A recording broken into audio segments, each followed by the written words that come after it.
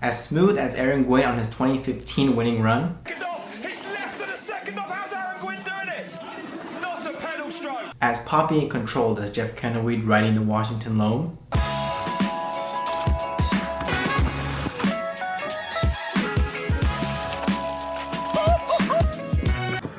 And the climbing powerhouse that is Jolanda Neff. Creeps back to the front.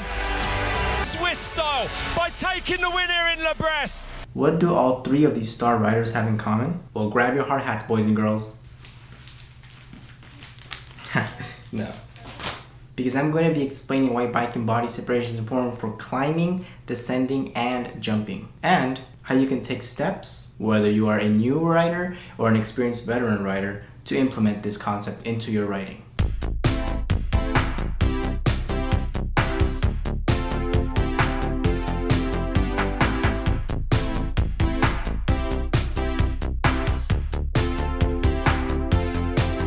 Okay, so everyone's seen the videos on YouTube. You know the ones where the coach is explaining on how to do something and is explaining exactly what it is that you need to do to be able to hit tabletops. And then he does another video of how to hit gaps. And then he does another video of how to climb technical features and how to climb boulders and how to climb tiny rocks and how to ride over roots and how to tie your shoes. Now those videos are incredibly insightful and helpful. I mean, GMBN basically taught me how to ride. Neil was in a memorable fall that saw him disappear into... But most follow the general rule of being incredibly specific and sticking to one thing. Bike and body separation is so often overlooked, but yet it is one of the more essential and fundamental things in my opinion, and it's incredibly beneficial for any rider of any level to be able to grasp that concept.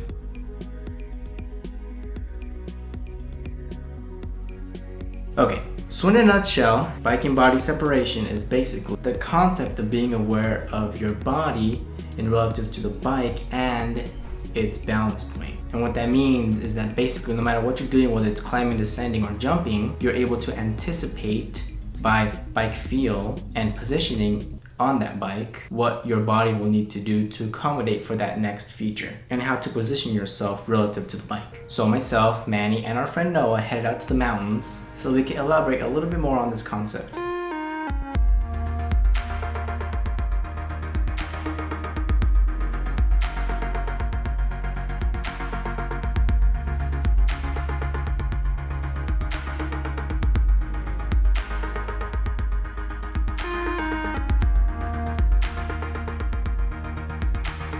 So now for what is arguably one of the least likable concepts of mountain biking is climbing, which is my personal favorite. Let's take a look at these two clips. In clip number 1, you see Manny doing a really tall lift, at least 2 feet tall. This is a really dynamic and fast move. Now, throughout the whole transition, I want you to take a look at his body and how when he comes in, he's standing, pushes through the motions, and then is able to follow through with whatever it may be that he needs to do next, whether it's flat, whether it would have been a downhill or a climb. He's always ready to exert force whichever way he needs to because he's aware of where his body is in relation to his bike and the bike's balance point. Now this next one shows him climbing up a longer yet still technically inclined part of the trail. This is more of a static and long move. Now you might be saying, well Julio, static means stationary, he's moving. Yes, you're correct, but let me explain. What that means is that he's stationary above the bottom bracket, ready to distribute his weight evenly back, forward, side to side. And he's able to control at the pace that he moves with the bike up the hill, and if it were to increase in grade, he'd be able to shift his body accordingly. Generally speaking, riders tend to have this idea that in order for you to be able to climb good or efficiently, you need to be sitting down on your seat because it lowers your center of gravity and you're able to pedal better. But that's actually not true. What you want to do is you want to stand up so that the bike becomes an extension of you and you're able to maneuver it better because you have that bike and body separation going on. So by maintaining that bike and body separation, you're able to control your bike better whether you be in a dynamic or static situation. Okay, but enough fancy talk. Time to demonstrate. So within these next clips, they actually demonstrate different types of descending. Drops being a bigger part of that descending category. Because no matter where you are, you're gonna find drops and you're gonna find tech. Rocks, boulders, roots, sticks, stones. when you're descending, it's important for you to know where your body is in relation to your bottom bracket. Now for bikes, there are people that have a full suspension, which means a fork in the front and a shock in the rear, a hardtail, which is a fork in the front, no shock in the rear, or a full rigid bike, which is no fork, no shock. Those people are pretty gnarly, I'm not gonna lie. Now I will tell you that the best suspension that you can have is not dependent on your bike, but on your arms and legs. Leg lifts. So think of it like this: if you put your arms out all the way out, like if you're riding a bike, and you bring them in, that's how much travel you have.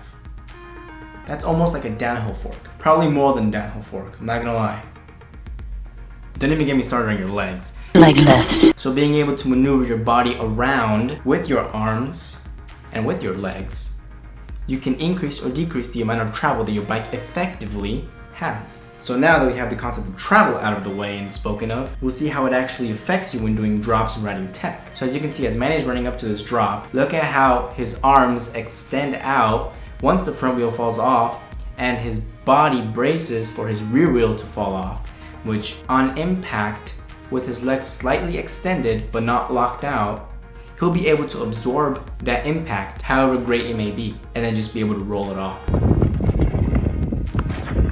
Or prepare for a different drop. If there was another one, prepare for a jump, prepare for some roots, whatever the case may be. Him knowing where he is when he lands in relation to his bike helps improve his overall control. Now the same concept for drops translates over for technical downhill. You have to let the bike be able to quote unquote flow under you. And what that means is basically that coming back to your bike being an extension of you, it's just doing its thing, sucking up all the bumps, rolling through stuff, avoiding potholes, whatever, and you're just controlling it. When descending, it's important for you to remember where your body is in relation to that bottom bracket, because that dictates how well you'll be able to maneuver the bike. Now on to everyone's favorite and the one that I can't do, jumps. Jumps are a tricky and complicated thing because there are so many things that go into them. I mean, you have to think and take into consideration your trajectory. You have to boost your rear wheel. You have to pick up your front wheel, but not too much. And there's so many videos out there explaining so many things that you have to do to be able to really dial in jumps. But in the end, whether it's a GMBN video or it's a video of some guy wearing a black and red shirt at his parents' house with his back wall spray painted that thinks he knows what he's talking about, the concept's gonna be the same. Sure, they will go more in depth with it as far as do this, and do this. Whereas what I'm saying is you have to get that bike control so you can know where to put your bike while you're in the air so that you don't dead sailor it. So that you don't go off. So that you don't pogo when you land. So let's look at a quick clip. So here's Manny coming up to this jump. He has some good speed, and he uses his front arms to boost the front wheel up, as you can see, off of the lip.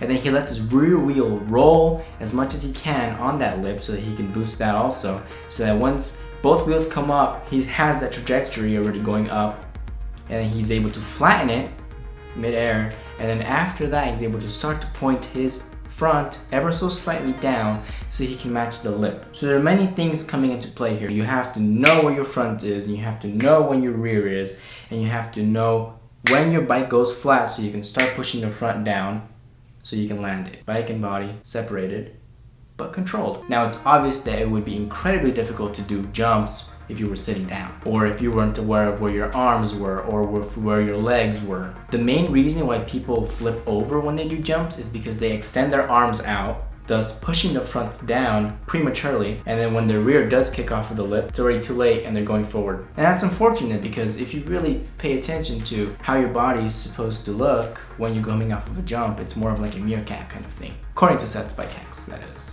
Bike and body separation, people, it matters. Now for people that want to start implementing some of these things in their day-to-day rides, just pay attention to your body when you're turning. Lean your bike down while maintaining your weight on the opposite side of that lean. That's bike and body separation. When you're climbing, try to stand up a little bit more. It'll work out your muscles. You might not have the fitness right now, but it'll work out your muscles, and then you'll gain that fitness so you can do those long, technical, grueling climbs that we all love to hate. But don't take my word for it. Next time you're out there riding, ask people, what do you think is the most important thing when you're riding? What skill is good? They'll tell you, track stance, bike and body separation. Power climbing, bike and body separation. Jumping, bike and body separation. Descending like Aaron Gwyn with no chain, bike and body separation. And that's it for this video. But I want to hear from all of you. What do you think is the most important thing for a rider to know? What do you think is the most important skill he or she should have in his arsenal? And also, do you ride a hardtail, full suspension, or a full rigid? If you guys like what you see, please like and subscribe. Like always, have a good day. This is Julio from Chavez Brothers, and I'll see you on the next one.